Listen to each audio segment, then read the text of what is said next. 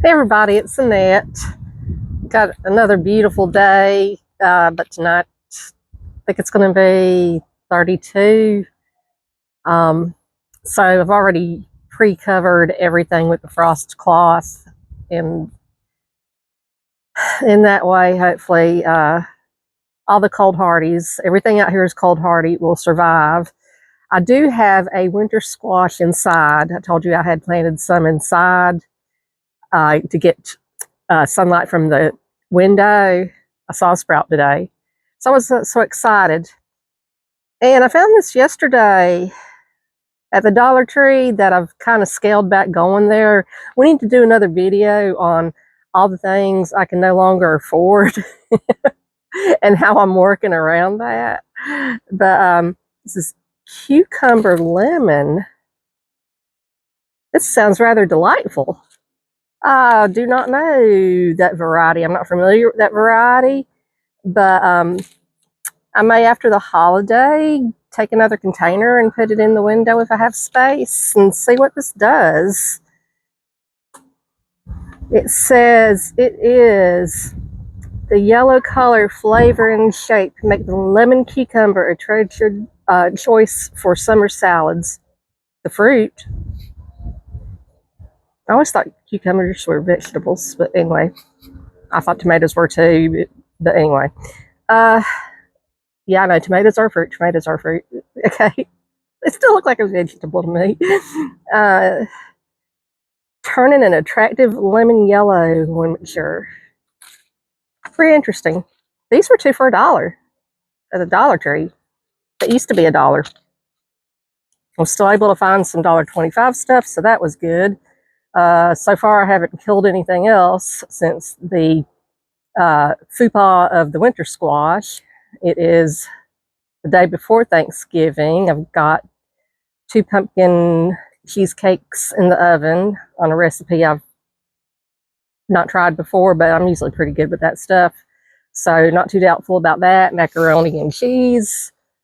Got all my stuff laid out for that tomorrow, and then have some get together with the family. Everybody will bring something, so that'll be good.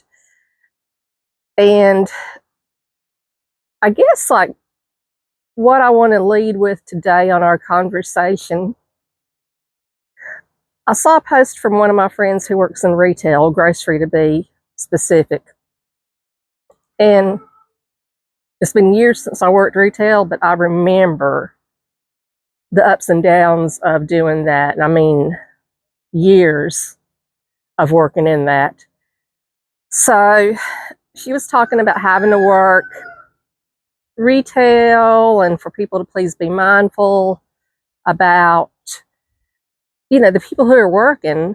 I mean, that includes our police officers and stuff like that. But for this video, I'm going to specifically focus on retail people, and that includes restaurants. So restaurants, stores, and stuff like that. Friends, let's be on our best behavior. These people are having to work when a lot of us are having the luxury of being at home with families, being home by ourselves and avoiding family drama, as we spoke about in the last video, and that's perfectly acceptable to do that. So a lot of these people are working, and I know retail experience has gone a little sideways over the past few years. I know everybody at the register, not everybody, can't make a blanket statement like that. Many people in public facing industries act like pod people. And if you've ever seen any of those body snatcher movies, you know what I'm talking about. If you hadn't, rent one, look at one. Oh, I'm sorry, rent. God, I'm a dinosaur. Stream one. And you'll know what I'm talking about. Like, can't show any emotion, or else the other aliens will know that you have not been infected yet. So we're seeing a lot of that, okay? So what I'm going to suggest as we go into this holiday season and there are people having to work, we can be the better person.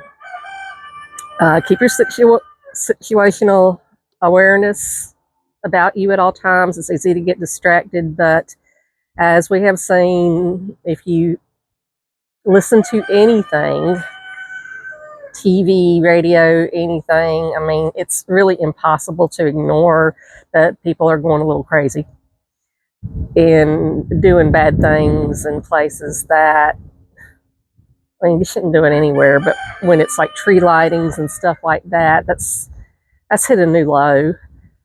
So, as a customer, let's remember to be kind to those people who are working and serving us and working in retail. And even if the service is not up to our standards and it's more like a pod person, we can show the compassion. We can be kind to people. And I'm not saying they're going to be kind back, but I think we can rest better at night knowing we've done our best. And you're probably going like, and how can you say that? Because people are so snarky.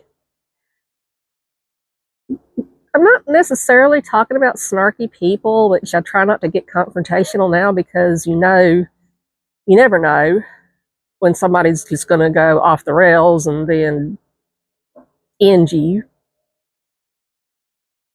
I don't know how else to say it. It's not the same world I grew up in. It's very, very different, very much more dangerous, and anger has escalated. So, and that they're being snarky, okay, how old are they? Even if they're 40 or 50, do you really want to go down that path and match their sixth grade behavior? No. Don't respond. Tell them to have a nice day, whatever. But I think when we respond to that, we're just kind of like, there's no benefit to that. We're not helping anybody, and especially not helping ourselves. And a real-time example has nothing to do with somebody in public sector or anything. It's just someone I was working with in the past and sending emails back and forth. And you know how you'll like on a team email or a group email, you'll make, a comment about like, why is this department doing that? And I just made an innocent comment, or what I thought was an innocent comment about like, because they weren't picking a lot of people from this particular department, was not picking a lot of North Carolina people. And I was like, well, there's plenty of talent in North Carolina. Why don't they notice that? Well, somebody else didn't appreciate that comment. I guess they thought I was dissing on every other state.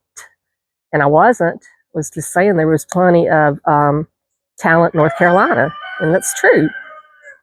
And I like hiring people within our state. I mean, it's our state. I want the best for my state. And anyway, snarky comment came back in front of the whole group, of course. And all I said was, touche. That's all I responded with, like, point received, heard it, you got me, you stung me, whatever. The older you get, the zero smaller craps you give. I was like, how old are we? We're not toddlers. We're not in middle school. If this is the way you want to behave as a grown person, that's you. I'm not having any of it. So enjoy your time tomorrow, whatever you choose to do. And again, remember, it's perfectly acceptable if you want to sit out what I call forced family fun. And in not all cases, it's forced family fun. In some cases, it's just fun. But give yourself permission. You don't have to be guilty. It's your day off. It's your holiday too. So take care of you. Have a good time tomorrow. I hope you have plenty of rest, blessings, happiness, and that people are kind to you as you are kind to them. And may you have the love and know that you are valued. You're a valued gift. And I am thankful for you, all of you. So I pray you have a wonderful day tomorrow, wonderful holiday and weekend coming up. Be safe, people. We'll get distracted. They are distracted year round, but it gets worse at this time of the year, and you know it too. Anybody who drives. So be careful. People are going to be high anxiety, not paying attention, trying to rush from one place to another, leaving plenty of time to get where you're going to go. And just stay safe out there, my friends. Love y'all. Take care. And I'll talk to you next time around.